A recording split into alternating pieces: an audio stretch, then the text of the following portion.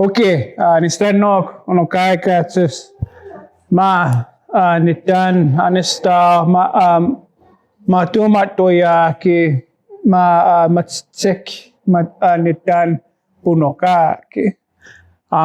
My name's Alk Shirt, and then this is First Spirit Woman, and that's Alk Woman. I'd say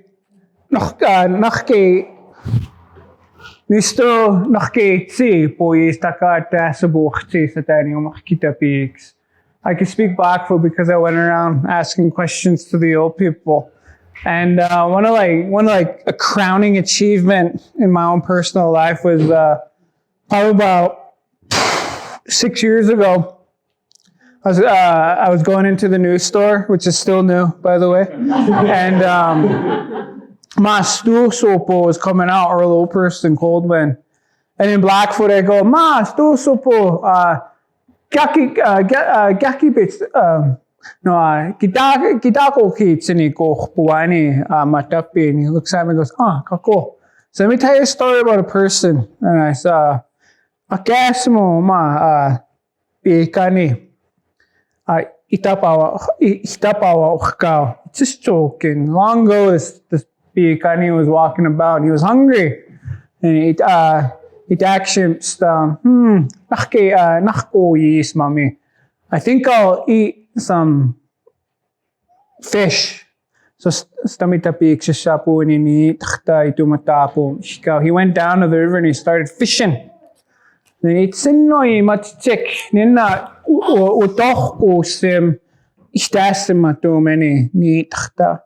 he saw this man, and he's holding his hand like a cup and drinking from that river. And that Piikuni said, ma Piikuni danische, ma nina, pinats matut ohki, aputskinex, itsuyestaya. And that Piikuni said to him, hey, don't drink that water, cow shit in there. And as soon as I say that, itsuyestaya. That means shitting in the water. Really important word. Earl laughed. I'm like, okay, I'm getting it. And so then, nina apap is me. And he started not pikon. Ni mato just to be cheap kitawa. I'm a white man. I don't understand what you're talking. Ni matskshini penny ni tsita people. And I don't understand Indian language. Stamaya pitsipsakit. Speak English to me, turkey.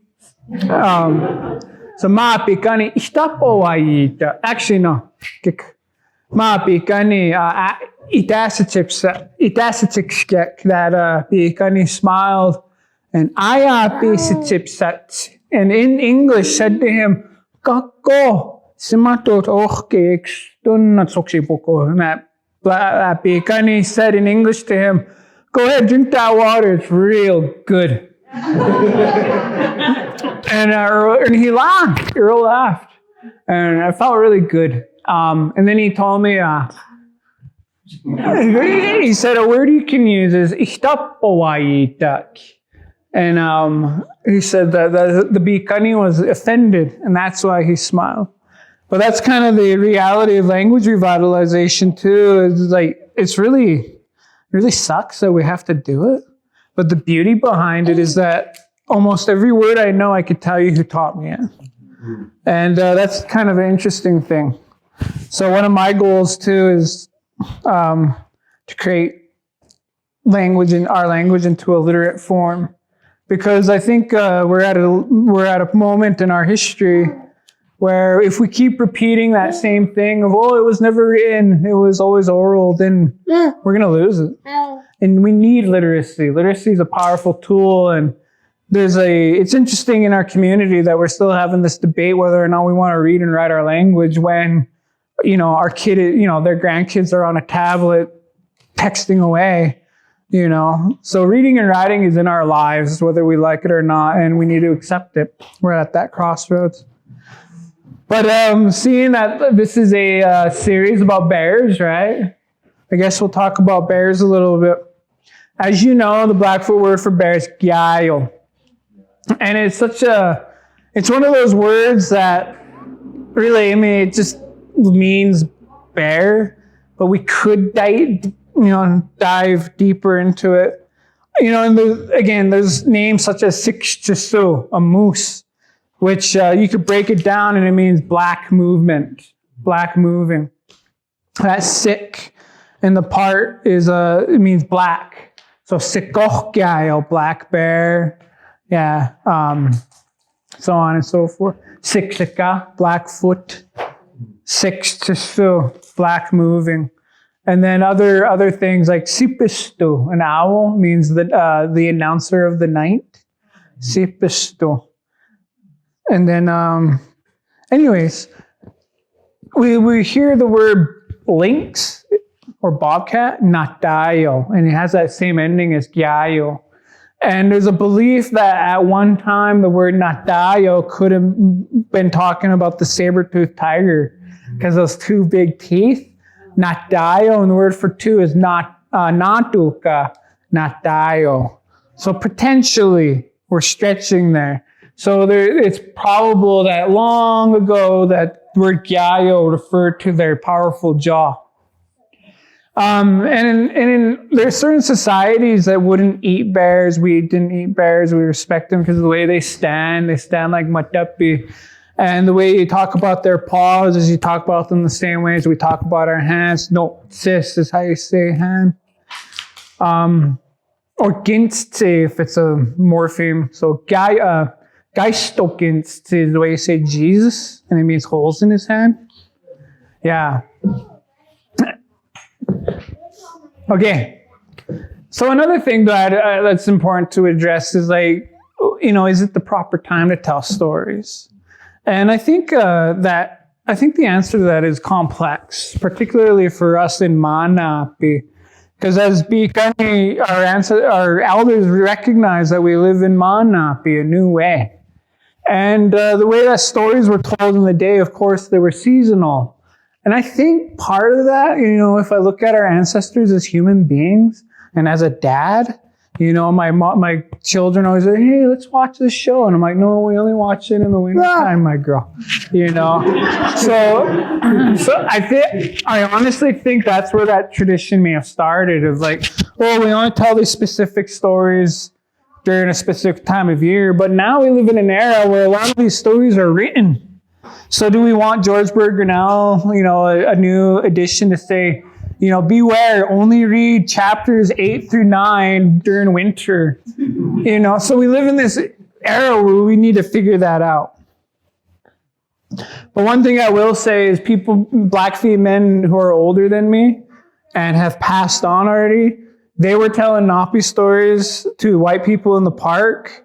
So I carry on that tradition of telling tourist Napi stories in the park. It's a good Blackfeet tradition now. We get paid for it, so that's cool.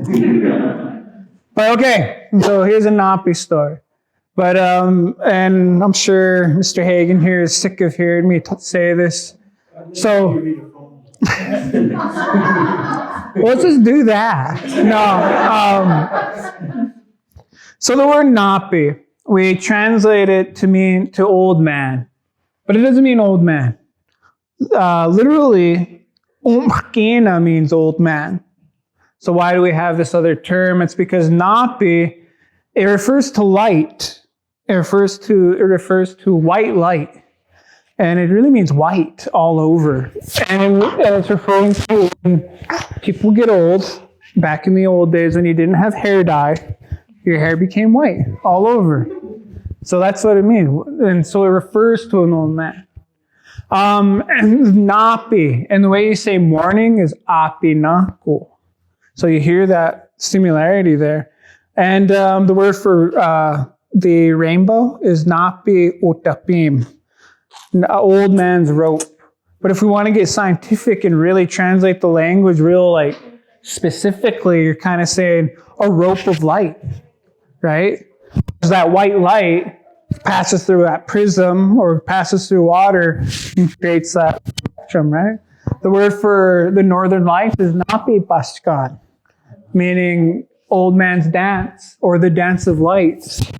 What's really funny too is that Napi also refers to white man because trickster, right? So Napi Paskan also means the hoedown. No, I'm joking.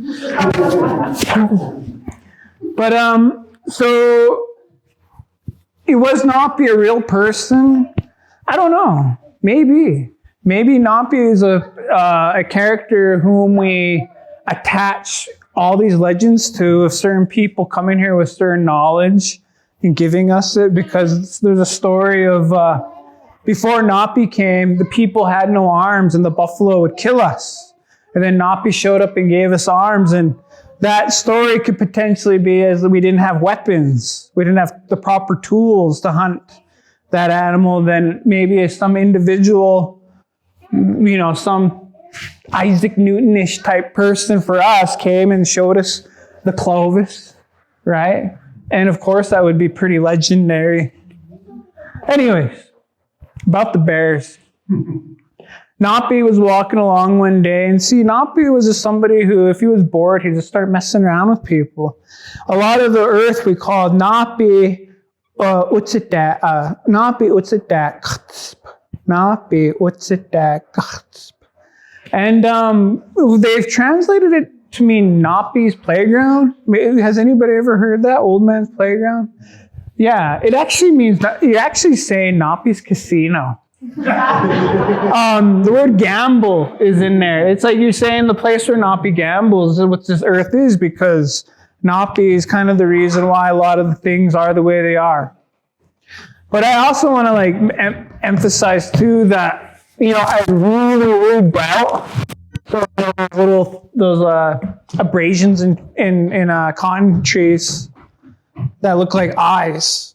There's a story where those are Napi's eyes. And I always want to challenge people and ask them, do you really think that the 80-year-olds 500 years ago, did they really believe those were Napi's eyes? Probably not. They were very practical, but these are stories to entertain us. And sometimes they reveal certain truths. Anyways, I don't think this story reveals anything. Just the chaotic nature of Napi. So he was walking along and he saw this grizzly bear just chilling. And Napi goes, "Ma, Gaio!" Gaio looks at him and Napi goes, "You smell like shit." And that bear's like, "What? You smell like shit." And he gets this bear angry. And this is a real story, I'm not lying. And that bear starts chasing Napi around this big tree. And they're just chasing around, and eventually they're running so much that he starts digging in. And eventually there's a little horn that starts sticking out of the ground. And as Napi's going, he sees it, so every pass he kicks at it and digging it out more. Finally, it's out enough that as he's running, he grabs it and he puts it on his head like a horn. And he turns around and charges at that bear. And that bear sees him and gets scared and turns around and shits all over Napi. Yeah.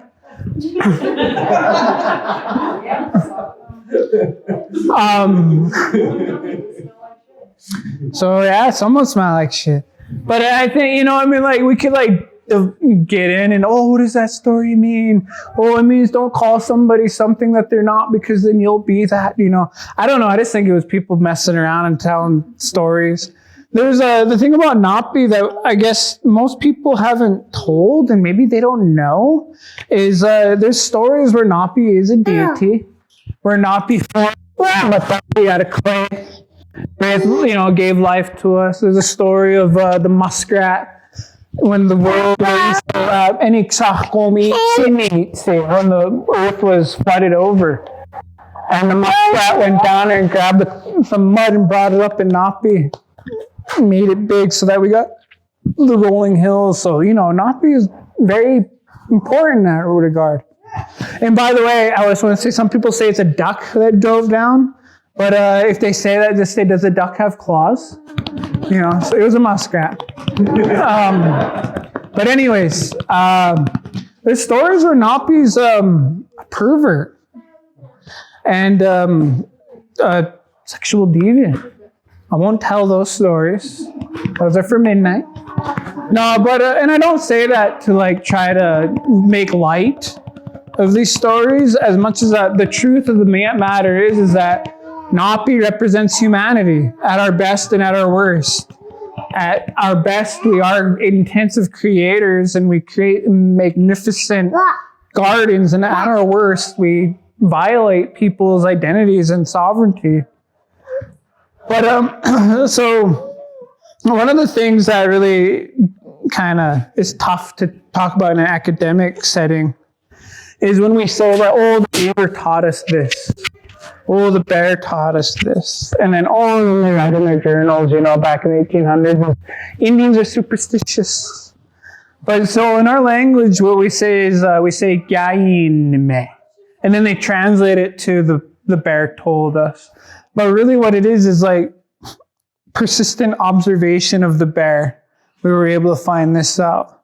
Because I think wherever humans went, the bear was, especially in the Arctic, because that's what Arctic means, right? It means has bears. And Antarctica means doesn't have bears, which is pretty cool. I think the rest of the world to me is like non-Blackfeet territory, and then there's Blackfeet territory, But yeah, Kyīyiitsinikssin just refers to the constant observation that we had of bears. And again, like the relationship that we had of the bear was pretty intense.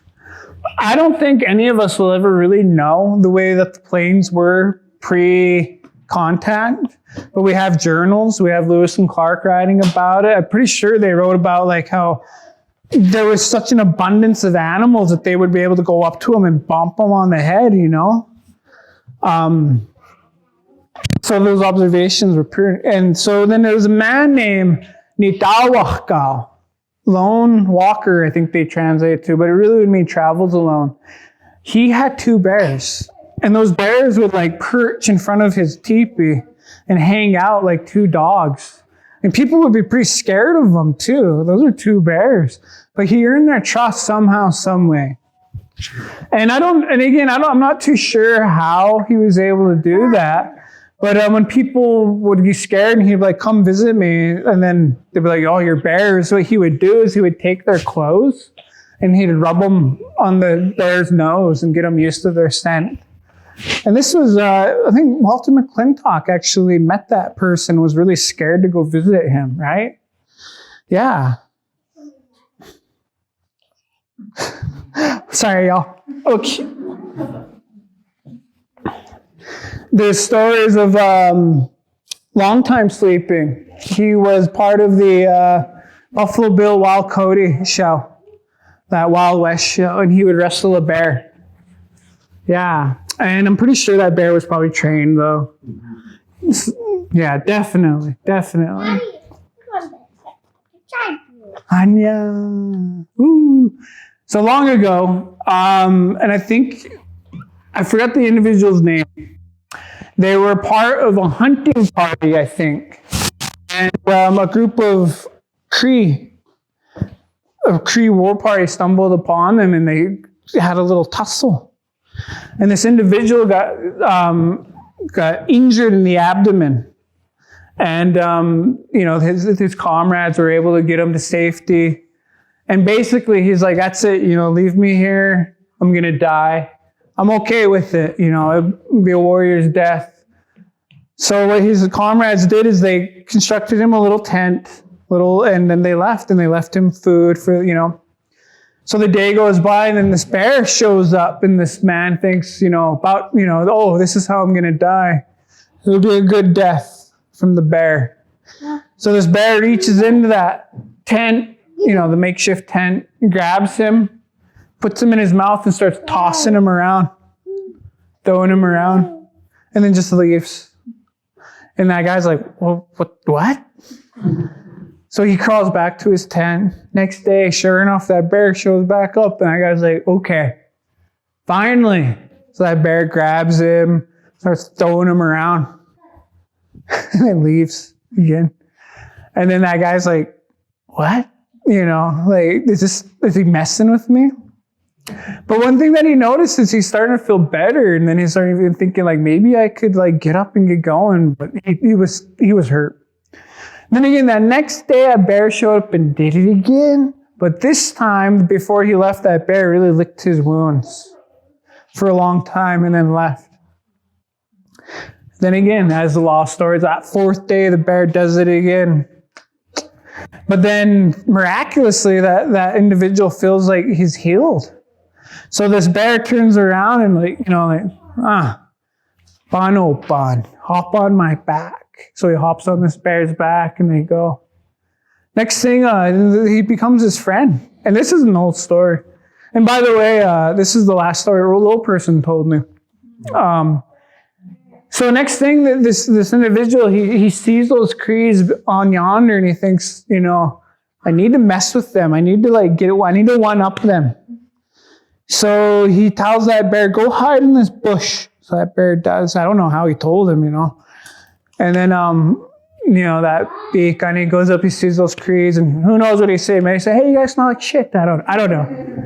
But they come on to him, and then they start running after him. And then he runs down the hill, and he jumps into the brush. And those Crees are going after him, and then a bear jumps out. And then he hears one of those Crees say, holy shit, he turned into a bear. And they run off. But you hear stories like that of this individual turned into this, turned into that. There's stories of a person named Coyote came and took him home.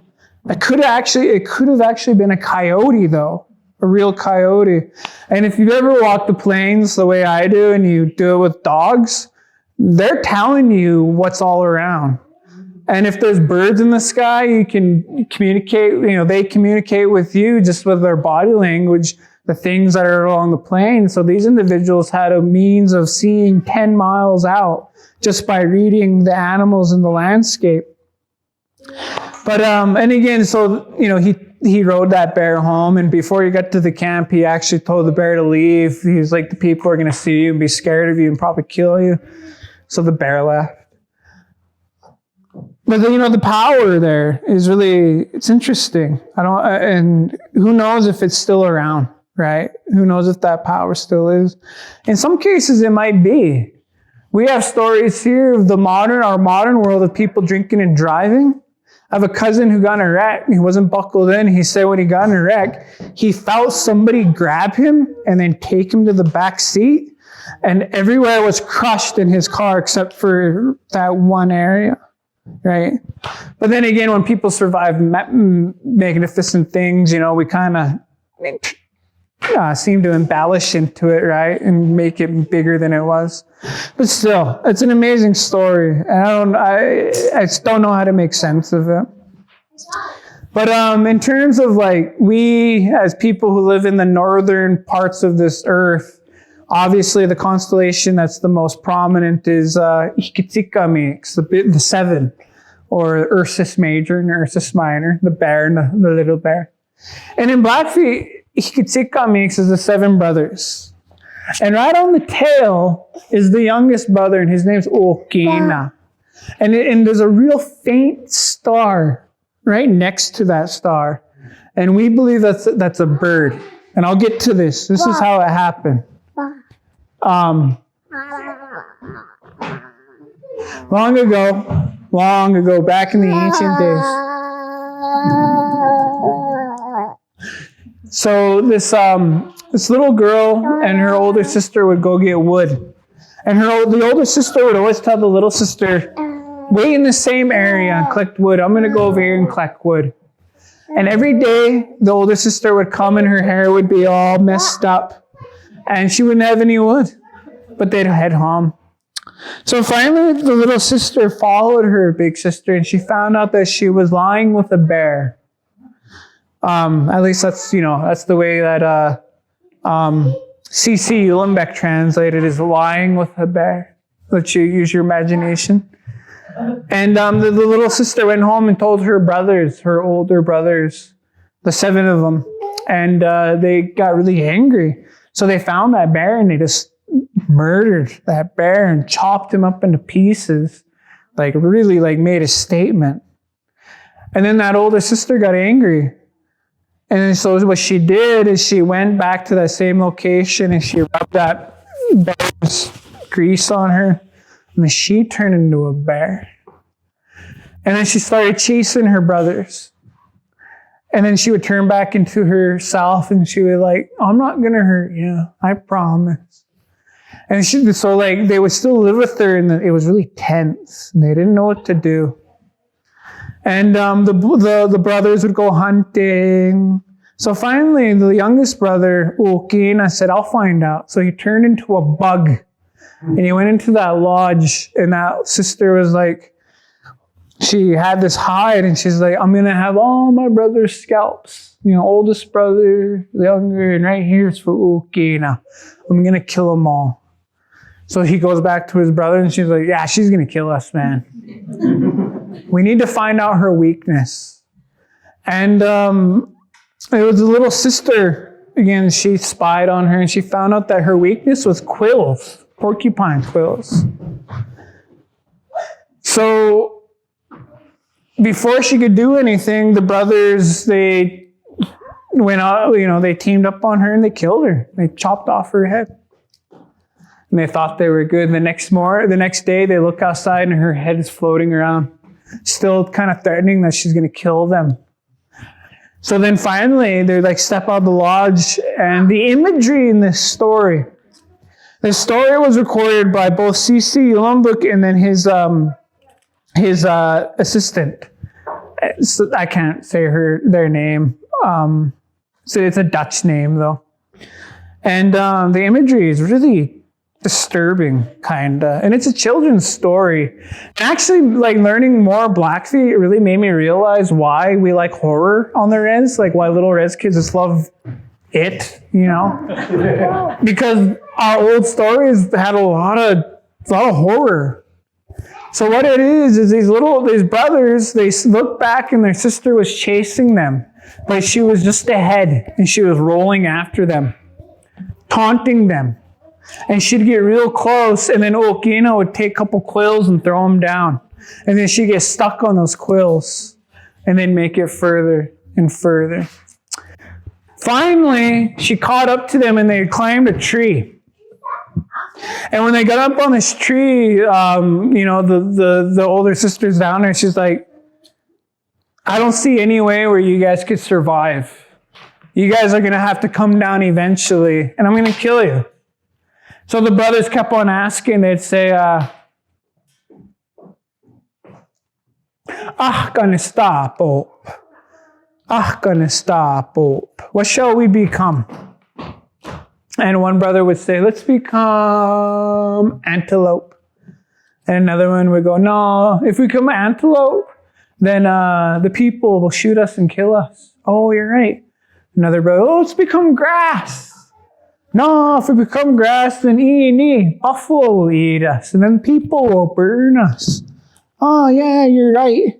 So they kept on debating what to become. Finally, this little bird comes and flies on Ukina, his shoulder, and says, hey, big brother, become stars, and she'll never be able to mess with you there. And they go, good idea. So the little brother suggests, let's become stars, and they, okay. So they do. So they rise up into the celestial realm, and they became the 7 brothers up there. And and it's interesting that story at one point for us has a bear involved. And I wouldn't be so audacious to say, every culture has a bear associated with the Big Dipper, but a whole bunch of them do. Even over on the opposite side of the globe in Norway and Sweden, they have stories of a bear. So I think that's really interesting. I don't know how we were doing that. I do know that you've probably heard the name Last Star here or there once or twice. The way that individual got that name is they said they had a out-of-body experience, or a spirit took them to the furthest star in the galaxy. And then that's how they got the name Last Star. Kyīyiitsinikssin. And again, the imagery of that story is really gruesome. And it's a children's story, and I'm always telling that to my wife, so we can let these girls watch horror films. No. It's tradition among my people. No, yeah, I just think that's amazing. eventually, and again, being part of language revitalization is you got to find these stories, and each story that you find is like kind of adds into the tapestry of this blanket we're trying to create. And I do know that they, Draco the dragon. Again, hopefully you guys know constellations. So you have the Big Dipper and you have the Little Dipper, and the tail of the Little Dipper is the North Star. And in Blackfoot, the word for North Star is mo'toyas, and that means the belly button, the center, like the part that doesn't move almost, because the North Star is directly above our orbital plane, and so it's always north. But as a matter of fact, back 2,000 years ago, it was a different star that was the North Star, because as we know, the stars move. But anyways, that Draco the dragon is actually in our interpretation is a Kyīyiitsinikssin, is a snake, and it's that older sister, because she was also able to turn herself into a snake. I have never heard the version of how she ended up in the sky. Maybe she was still chasing them and couldn't, and was kind of doomed to like always be around them, but never being able to eat them. I don't know, but I do know that constellation is called Kyīyiitsinikssin. Same with the constellation Cassiopeia. Who knows Cassiopeia? That's like the W. In Blackfoot, it's Xistapaki, the aimless woman. I don't know the story behind it though. But again, when I heard it, I was able to recognize that, and I just think it's just I don't know if it's a coincidence that, again, the Greeks have the story of Cassiopeia, a woman who thought she was more beautiful than all the gods, so they doomed her to hang upside down every night. And for us, we call it the aimless woman, right? So I don't know what that connection is, and I haven't heard that story. But again, like, I really like the word for North Star. Mo'toyas, the belly button. Whenever I teach it to kids, I'm like, touch your belly button and say mo'toyas. Yeah, and they do. It's miraculous. So the other words though for bear is bakshikoyi. Bakshikoyi literally means sticky mouth, sticky eater, because they eat namwichtan. Namwichtan is honey, as we know. But it also actually means bee poop. Bee droppings, if you will. We knew it wasn't poop. Obviously, we knew it was honey. But if you translated it directly, it means bee poop. And there's this one man who I learned a lot of words from up in Siksika. And when I first met him, one of the first things he says, now don't go to social media and say all these words. You might get it wrong. He goes, my grandson, he's on that Facebook and he called his girlfriend his namwichtan. I was like, you don't call your woman namwichtan, really getting into like, we have our own terms of endearment. But yeah, so if you call somebody honey in Blackfeet, you're calling them shit. I guess that's the theme of this talk right now. Yeah. Oh, thank you.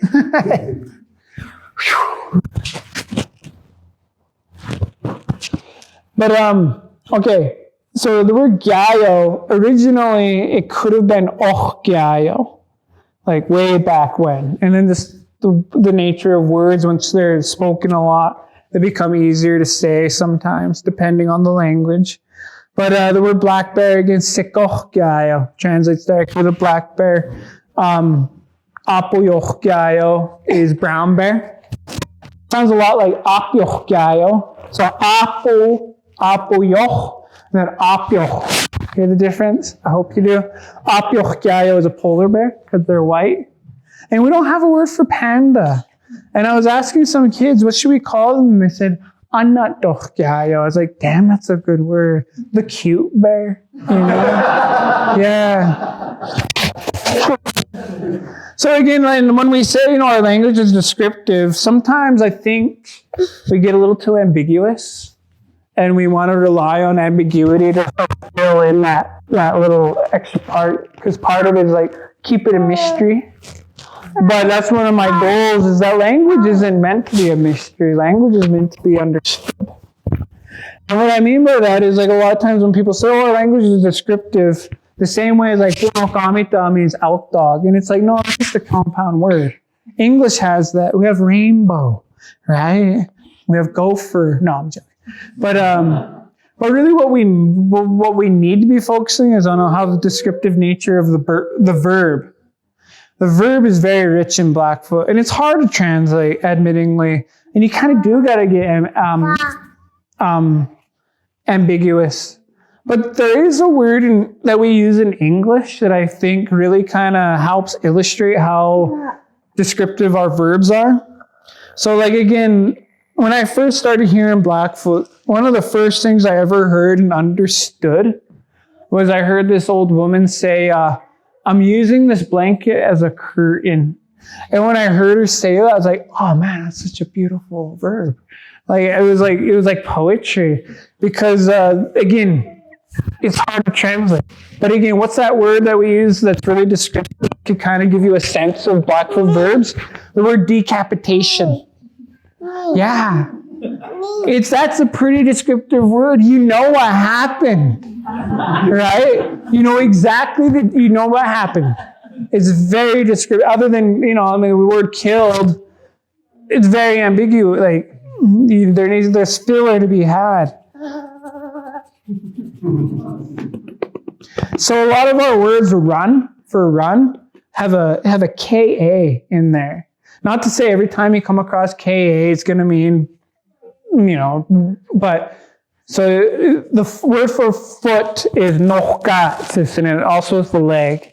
But when we add it and turn it into an affix and put it onto something, it turns into ika. So sikshika, black foot. Mochshika is red foot. Ikitsika is a frozen foot.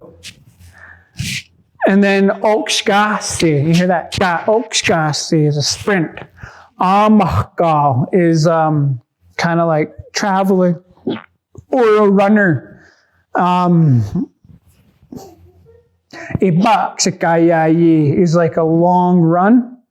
So you hear that one parcel that's in every word, and then that's kind of, I would describe that as your what's static. And then everything else around it gives it this flux. So, linguists such as C.C. Uhlenbeck, sorry if you guys don't know who that is. He was here in the early 1900s. And they borrowed terms from physics. Linguists borrowed terms from physics to describe the nature of Algonquian verbs. Yeah. And and admittingly, a lot of Blackfeet kind of don't want Blackfeet to be an Algonquian language, which understandably, like, you want that distinct identity, right?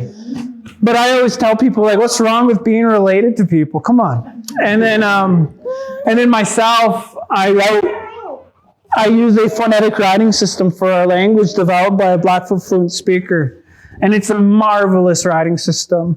And I don't say this to criticize my community as much as, like, we're Blackfeet. This is just what happens.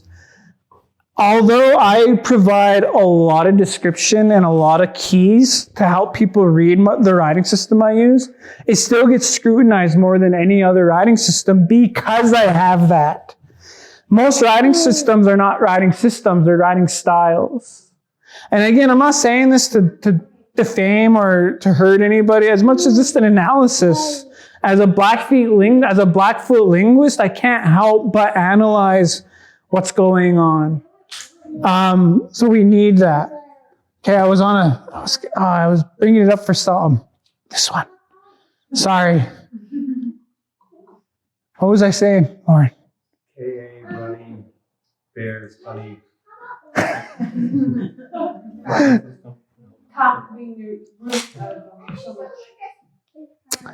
Man, this doesn't ever happen, but I was excited to do a public talk with my kids to see how bad I'd do. Because I'm actually pretty good at giving talks. I say that with audacity. Okay, anyways, so Algonquin. So I've had somebody tell me about the writing system and go, I don't like it. It looks like the Salish people, how they write their language. And I said, oh, so you want it to look English? And they were like, oh, you got me there. Because that's what we're doing is we're using English to spell Blackfoot. And it's really bad because we all know how horrible English writing is. And so we're using the most horrible writing system on earth to write our language. And again, it's not a criticism as much as I can't help but be that guy who points that out. Kind of like Napi saying, hey, you smell like shit, right? The Arapaho word for bear is wach. Wach. And the word for pig is niatho wach, meaning white man's bear. I think that's cute. But so Arapaho and Blackfoot are Algonquin languages. Arapaho, and I'm going to say one phrase in Arapaho, and I'll say the exact same phrase in Blackfoot. So I'll say, and then in Blackfoot you say, akikwan apiskoyi sakomapi. So they sound nothing alike. But the grammar and the syntax is spot on. They translate among each other perfectly. And all I'm saying is a girl was chasing a boy, because, come on, we've seen that before. And, then so Arapaho and Blackfoot don't sound anything alike, but there are some things here and there. They say for weight, we say kika. They say kika. There's those things. But again, I think that's another reason why Blackfeet have convinced ourselves that we're not Algonquin, is because on the Algonquin family tree, you have Algic and then Blackfoot. And then with Algic is all these other tribes, like Wampanoag, Massachusetts, Anishinaabe, Arapaho, Cheyenne. And then we have our own branch. We're like the weird uncle over on here. Our language is extremely polysynthetic, meaning that again, Germans like to compare it to German. But I will say this, I think linguists did a real horrible job in writing our language because they interpreted this sound when you say daya kikini. You hear that daya kikini. They interpreted that and the sound itak, so the guttural tone, as being the same phoneme. So they write it with the same consonant, and they treat it as a consonant, but they're vowels in Blackfoot. So I'm going to say the most sacred word, itak soap. So you hear that guttural tone is a vowel, itak soap. And now if I say itak soap, the way that Don Franz would write this word, you're saying a dirty word now. Itak is a brothel. Itak is a casino. You know? So one time this guy said, where should we meet up? And I said, Itak. And he's like, oh. He's like, you know what you just said? He's like, no, tell me. He's like, you said, place you go to fornicate. And I said, well, let's go there. No. But really, I guess like I will criticize Don Franz because he's not Blackfeet. No. But that's my criticism on him, is that he uses that H, and I hate that because that has influenced people to produce and sound Blackfoot the wrong way. Because what we're doing is we're overcompensating, and we think it's a harsh sound like the German ach, but it's actually a real gentle sound.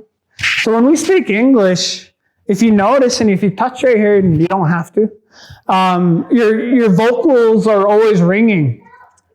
But in Blackfoot, you have to kind of whisper. Daya kikini.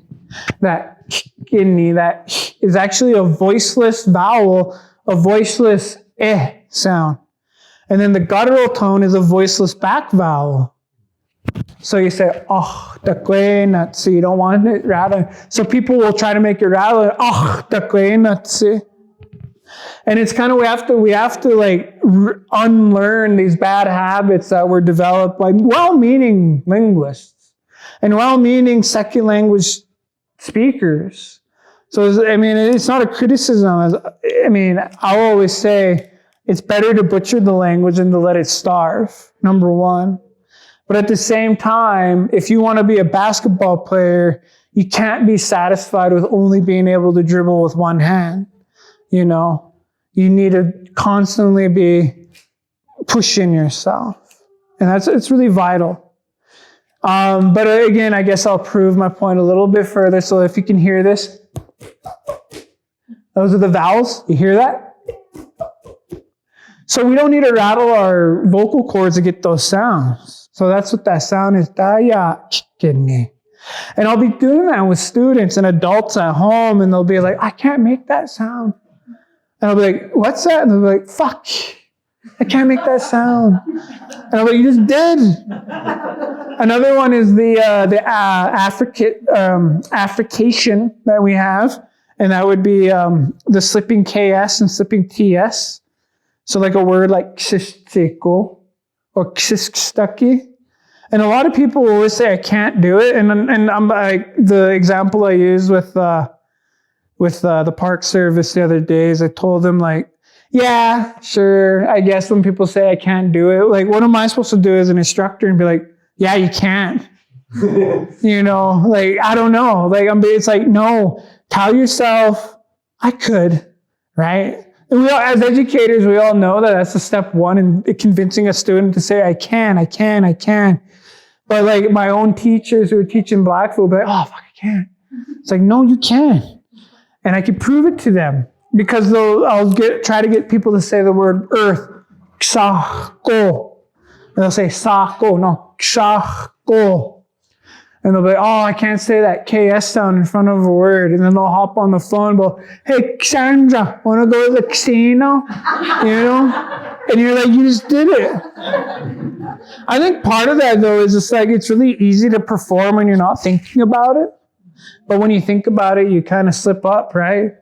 Again, that sports analogy, if you overthink your game, you're going to mess up. But if you just get into the flow, you're going to do it.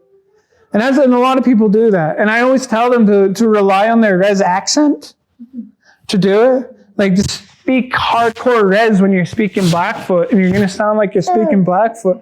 It's really weird, though. It's interesting. And the reason why I share this is just to fill up time, I guess. But,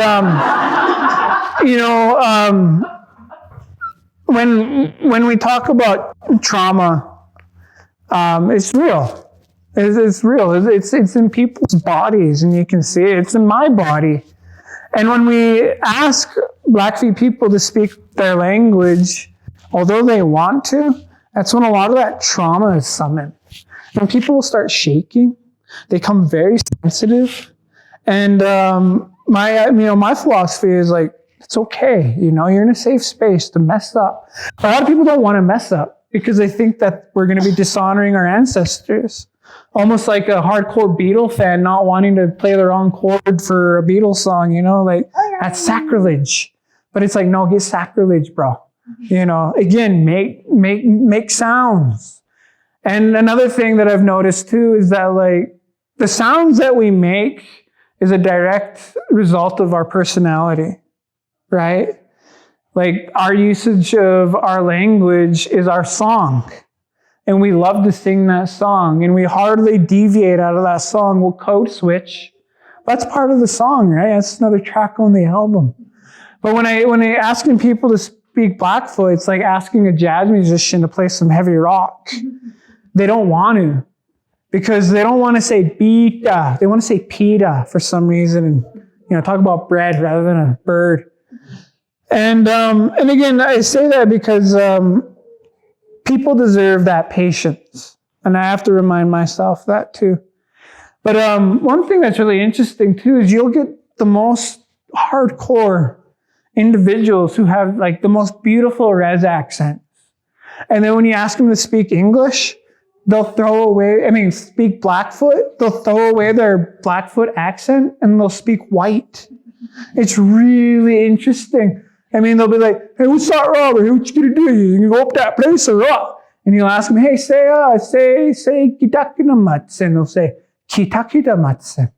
And you're like, it's interesting. It's a sound that I'm still trying to figure out and try to like help with.